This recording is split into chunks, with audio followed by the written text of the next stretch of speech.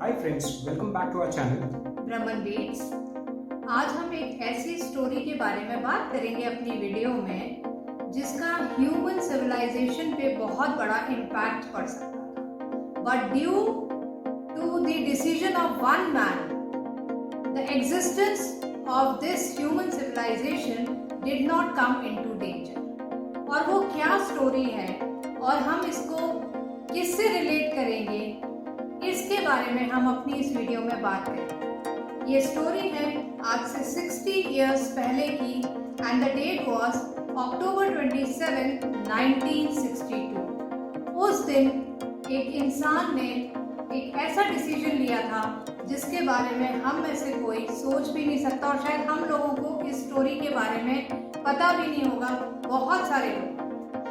So to start and to know more about this story हमें इससे 3 साल पहले जाना पड़ेगा। सो नाउ 3 साल पहले इन 1959 में एक बहुत बड़ा इंसिडेंस हुआ था क्यूबा में।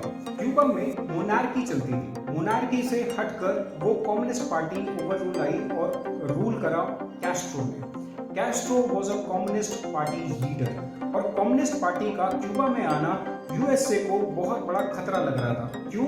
क्योंकि यूएसएसआर में भी कम्युनिस्ट पार्टी चलती है। क्यूबा बहुत ही कम डिस्टेंस पे है यूएस के। It's almost only 90 miles away from a main city called Florida और उसका वहां पे आना अमेरिकन्स को बहुत खटक रहा था। और इवेंचुअली हुआ क्या, क्योंकि अमेरिका ने इतने सालों से यूएसएसआर पे बहुत ज्यादा प्रेशर बनाया था, क्योंकि उसने अपने न्यूक्लियर हेड्स टर्की और इटली में रखे हुए थे और पूरा प्रेशराइज करता था यूएसएसआर को, क्योंकि उसके पास बहुत ज़्यादा और करीब 100 से ज़्यादा न्यूक्लियर हेड्स उसने डिप्लॉय कर रखे थे और उसके पास काफ़ी अच्छी रेंज थी कि वो काफ़ी मेन सिटीज़ को कवर कर सके।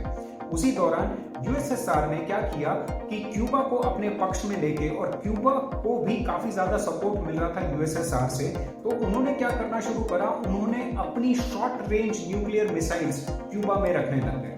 अब ये बात जॉन एफ कैनेडी को करीब करीब 16 अक्टूबर 1962 को पता चली। और जब उनको ये पता चली तो उन्हें ये पता था कि क्यूबा एक बहुत बड़ा थ्रेट है अमेरिका के लिए और अभी तक उन्होंने यूएसएसआर पे प्रेशर बनाया था। अब इट वाज द टर्न और यूएसएसआर अब यूएसए पे प्रेशर बना रहा था। अब जॉन एफ कैनेडी के पास कुछ लिमिटेड ऑप्शंस थे जिससे कि वो यूएसएसआर को रोक सकते थे, और वो ये ऑप्शंस थे, या तो वो कुछ ना करते या वो डिप्लोमेसी अडॉप्ट करते और यूएसएसआर पे प्रेशर बनाते, या वो इन्वेड करते क्यूबा को और यूएसएसआर पे प्रेशर बनाते। द अनदर पॉइंट वाज कि वो एयर स्ट्राइक लॉन्च करते। सो उनके पास कुछ लिमिटेड ऑप्शंस थे, बट उनको एक डर भी था बिकॉज क्यूबा और फ्लोरिडा में बहुत कम डिस्टेंस था, तो ना तो यूएसएसआर के प्रेसिडेंट ना ही यूएसए के प्रेसिडेंट कोई भी डिसीजन ले पा रहे थे, क्योंकि दोनों हेजिटेट कर रहे थे पहले स्ट्राइक करने के लिए या न्यूक्लियर वॉर के लिए, क्योंकि सबको पता था कि ये एक बहुत बड़ा डिजास्टर हो सकता है। इस दौरान कैस्ट्रो, जो कि क्यूबा को लीड कर रहे थे, वो इन्फ्लुएंस करने की कोशिश कर रहे थे क्रूशेव को, जो कि प्रेसिडेंट थे यूएसएसआर के। वो उन पे ये प्रेशर बना रहे थे कि क्यूबा को इन्वेड करने की पूरी साजिश रख चुकी गई है और यूएसए कभी भी क्यूबा पे पूरी तरह हमला करके यूएसएसआर की जो शक्ति है, जो बहुत बड़ी शक्ति बन सकता था, उसको डिस्ट्रॉय कर सकती है। तो इवेंचुअली हुआ क्या, उन्होंने यूएसए ने एक ऑप्शन चुना कि वो एक लिमिटेड ब्लॉकेड करेंगे क्यूबा में। डिस्पाइट द ब्लॉकेड, फिर भी यूएसएसआर का एक सबमरीन फ्लूटेला वाज लेफ्ट अनडिटेक्टेड, जो कि लोडेड था एम्यूनेशन से, बट समहाउ यूएसए को पता चल गया कि एक अनडिटेक्टेड सबमरीन बॉर्डर क्रॉस किया है जिसमें कि काफी सारे एम्यूनेशंस हैं, लेकिन उस सबमरीन का कांटेक्ट जो है वो आउटसाइड वर्ल्ड से टूट गया था और उनको नहीं पता था कि बाहर क्या चल रहा है। सो जब यूएस को पता चला तो उन्होंने प्रैक्टिस डमी डेथ चार्जेस उसकी सबमरीन पे छोड़नी शुरू करी, जिससे सबमरीन को तो कोई नुकसान नहीं होता, ना कि अंदर के लोगों को नुकसान होता। वो सिर्फ एक इंडिकेशन था यूएसएसआर की सबमरीन को कि हमें तुम्हारी लोकेशन पता है और हम तुम्हें कभी भी डिस्ट्रॉय कर सकते हैं। उस दौरान जो कि उनका क्रू था और उनके जो लीडर्स थे, उनको ये लगा कि पूरे विश्व में वर्ल्ड वॉर शुरू हो चुकी है और आपस में न्यूक्लियर वॉरहेड्स एक्सचेंज होना शुरू हो गए हैं। इस दौरान उनको कुछ समझ नहीं आ रहा था, तो उन्होंने ये डिसाइड करा कि हम भी अपनी तरफ से जो हमारे पास न्यूक्लियर वेपन्स हैं वो हम यूएस की नेवी पे हम छोड़ देते हैं और हम यहाँ से निकल जाएंगे। इवेंचुअली न्यूक्लियर वेपन चलाने के लिए आपको सिर्फ और सिर्फ 2 लोगों की जरूरत पड़ती है, बट इवेंचुअली उस जगह पे 3 लोग थे और उन तीनों का अप्रूवल आना बहुत जरूरी है।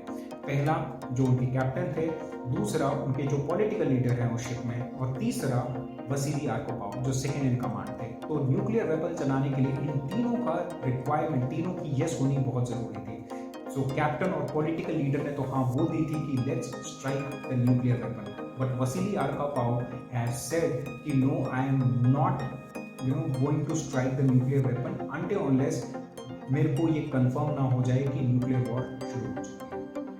और वसीली आर्कोपाव किसी भी प्रेशर में नहीं आए और ही did not submit to the decision of the other 2 navy officers, और उनके इस डिसीजन की वजह से we both can make this video, we are connected to the internet, and this is how we want to tell you that आपकी भी जिंदगी में बहुत सारे ऐसे मोड़ आएंगे जहां आपको कुछ ना कुछ ऐसे डिसीजन ले सकते हैं, और हो सकता है आगे चल के आप में से कोई एक वसीली आर्कोपाव बने और इस दुनिया को डिस्ट्रक्शन से बचा ले। So every time you have to be stable and calm, ताकि आप राइट डिसीजंस ले सको और ऐसे काम कर सको जो वसीली आर्कोपाव ने किया, एंड अपनी ह्यूमन एग्जिस्टेंस को बचा सको।